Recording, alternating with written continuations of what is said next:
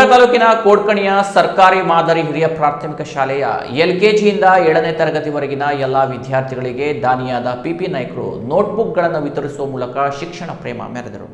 ಕೋಡ್ಕಣಿ ಮಾದರಿ ಹಿರಿಯ ಪ್ರಾಥಮಿಕ ಶಾಲಾ ಪ್ರಾಂಗಣದಲ್ಲಿ ಜರುಗಿದ ಸರಳ ಕಾರ್ಯಕ್ರಮದಲ್ಲಿ ನೋಟ್ಬುಕ್ ವಿತರಿಸಿದ ಪಿಪಿ ನಾಯ್ಕ ಮಕ್ಕಳಿಗೆ ವಿದ್ಯಾವಂತರಾಗಿ ಊರಿನ ಶಾಲೆಯ ಕೀರ್ತಿ ಬೆಳಗಿಸಿ ಎಂದು ಹಾರೈಸಿದರು.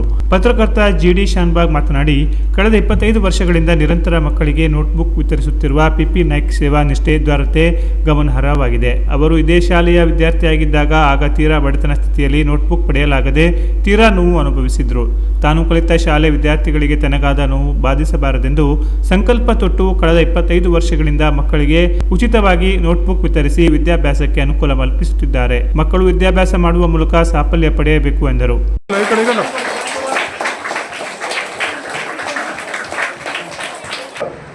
ನಮ್ಮ ಪಿಪಿ ನಾಯ್ಕರು ಇವತ್ತು ಮಕ್ಕಳಿಗೆ ಪಟ್ಟಿಗಳನ್ನು ವಿತರಿಸಿಕೊಡುವ ಮೂಲಕ ಅವರ ವಿದ್ಯಾಭ್ಯಾಸಕ್ಕೆ ಅನುಕೂಲಗಳನ್ನು ಮಾಡಿಕೊಡ್ತಾ ಇದ್ದಾರೆ.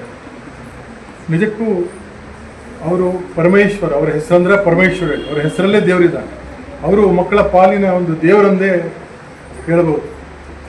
ಯಾಕಂತ ಹೇಳಿದ್ರೆ ಅವರಿಗೆ ನಾನು ಒಂದು ಸಲ ಕೇಳಿದ್ದೆ, ನೀವು ಮಕ್ಕಳಿಗೆ ಪಟ್ಟಿಯನ್ನು ಯಾಕೆ ಇದು ಮಾಡ್ತೀರಿ ಅಂತಿದ್ರಿ, ನಿಮಗೆ ಆ ಒಂದು ಇದು ಯಾಕೆ ಬಂತು ಹೇಳಿ.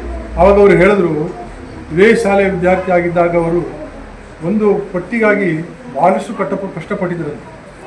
ಆ ಒಂದು ಕಷ್ಟ ನಾವು ನಮ್ಮ ವಿದ್ಯಾರ್ಥಿಗಳಿಗೆ ಆಗಬಾರ್ದು, ಈ ಶಾಲೆ ಕಲಿತಂಥ ವಿದ್ಯಾರ್ಥಿಗಳಿಗೆ ಆಗಬಾರ್ದು. ಅವರ ಒಂದು ವಿದ್ಯಾಭ್ಯಾಸ ಉಜ್ವಲವಾಗಬೇಕು ಎನ್ನುವಂಥ ಒಂದು ಮಹತ್ವಾಕಾಂಕ್ಷೆಯಿಂದ ಅವರು ಈಗ ಪಟ್ಟಿಯನ್ನು ವಿತರಿಸ್ತಾ ಇದ್ದಾರೆ.